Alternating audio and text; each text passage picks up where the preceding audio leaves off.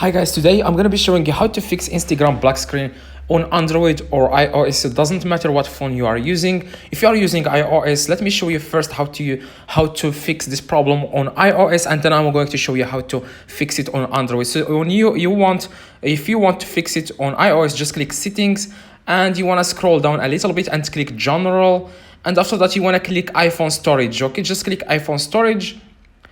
And you want to scroll down a little bit until you find Instagram. As you can see here, this is Instagram, and you want to offload app. Just click it, as you can see here, and then click offload app.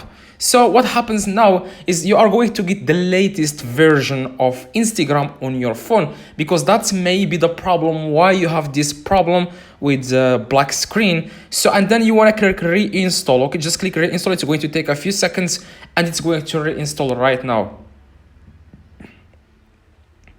But if you are using Android, if it helped you guys, this video, please drop a like. If you are using Android, just search Instagram on your Play Store, okay, and then click reinstall. Okay, instead of clicking install, click reinstall and then install it again, and then type your information, and it's going to fix the problem, because that's exactly what happened to me, and the problem is fixed now. So if this video helped you, please drop a like and see you guys in the next video.